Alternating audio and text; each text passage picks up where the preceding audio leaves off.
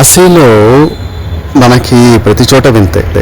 ఈ ఫోటో శివుడు బాలకృష్ణుని ఎత్తుకున్నట్టుగా ఈ ఫోటో మృత్యుంజయ స్వామి టెంపుల్లో కనిపిస్తుంది మనకి. ఎక్కడంటే మనకి కాలభైరవ స్వామి టెంపుల్ క్వైట్ ఆపోజిట్లో మనకి ఫోటో కనిపిస్తుంది. చాలా అద్భుతమైన చిత్రం అండి. అసలు ఈ ఫోటోని అక్కడికి వచ్చిన ప్రతి ఒక్కరు కూడా ఫోటో తీసుకోవడం అన్నది నేను స్వయంగా చూశాను. సో నేను కూడా ఒకసారి తీసుకుందామని చెప్పి తీసుకున్నాను అనమాట. చాలా అద్భుతంగా ఉంటుంది ఫోటో. అంతేకాదు ఇది కాశీలో మార్కెట్, విశ్వనాథుడి టెంపుల్కి వెళ్ళడానికి ముందర ఉన్న మార్కెట్ అనమాట. ఇది కొంచెం టర్న్ తీసుకుంటే మనకి విశ్వనాథ్ టెంపుల్ వస్తుంది. అలాగే ఈ గాడ్స్కి బ్యాక్ సైడ్ ఉన్న స్ట్రీట్స్లో వెళ్తున్నప్పుడు ఈ కూరగాయలు అవన్నీ కనిపిస్తాయి అనమాట.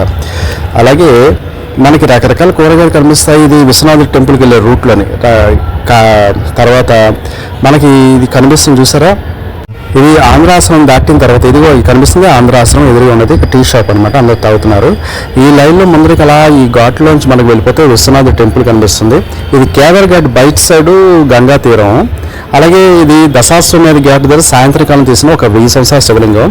అలాగే అక్కడ ఘాట్ల దగ్గర అమ్మే బూరులు గారెలు ఏవో రకరకాల ఐటమ్స్. అంతేకాదు ఇది దశాశ్వమేధ ఘాటు. ఆ టైంకి హారతి రెడీ అవుతున్నది. సంధ్యాకాలంలో దశాశ్వమేధ ఘాటు ఎంత అందంగా ఉందో మనకు అసలు చూడొచ్చు. ప్రతి ఒక్క జనం కూడా చాలా భక్తి పారవస్యంతో హారతికి రెడీ అవుతున్నారు. ఈ పిల్లలు చూసారా, అక్కడ ప్రతి చోట శివలింగమేనండి. ప్రతి చోట శివలింగం.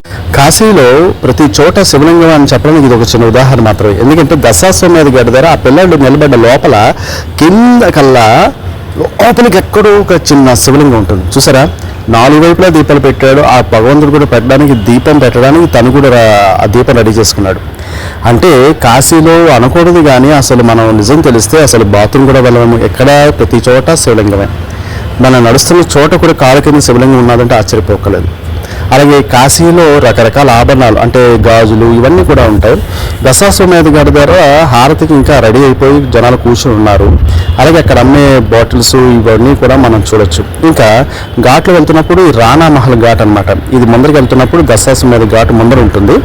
చాలా పెద్ద రాజకోట అవన్నీ కనిపిస్తాయి మనకి ఇక్కడ. ఇది చూడండి ఎంత పెద్దగా ఉన్నదో. ఇక్కడ చూడండి ఈ రాణా మహల్ సంబంధించి ఇక్కడ ఒక చిన్న మీకు స్లోగన్ కనిపిస్తుంది. స్లోగన్ అంటే నా ఉద్దేశం ఆ ఘాటు సంబంధించి ఎప్పుడు కట్టారు, ఏం చేశారు. 1675లో అక్కడ ఘాటు దగ్గర ఈ రాజకోటని కట్టడం అయితే జరిగింది. దాని తాలూకు డీటెయిల్స్ మీకు ఎదురు కనిపిస్తాయి. కాశీలో ఉన్నాను చూడన్నా. ఆ దూరం కనిపిస్తున్నా చూసారా ఆ పడవల దగ్గర, అది హరిశ్చంద్ర ఘాట్ అండి. మన ప్రసిద్ధి చెందిన హరిశ్చంద్ర ఘాటు.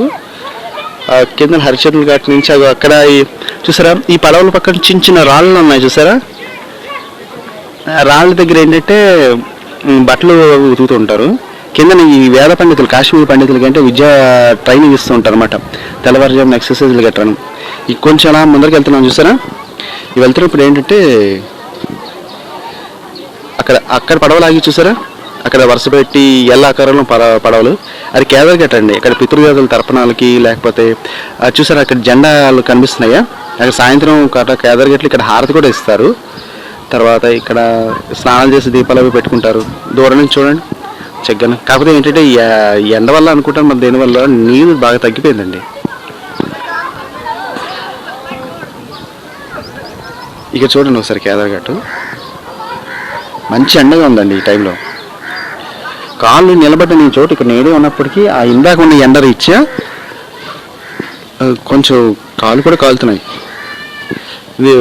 ఈ భూమి అధ్యయనం పెట్టి ఎంతో 600 సంవత్సరాల క్రితం ఎప్పుడు అందండి ఇక్కడ వారణాసిలో. ఇప్పుడు ఎప్పుడు వచ్చారో మేము ఇక్కడే ఉంటాం. ఒక్క నిమిషం సార్.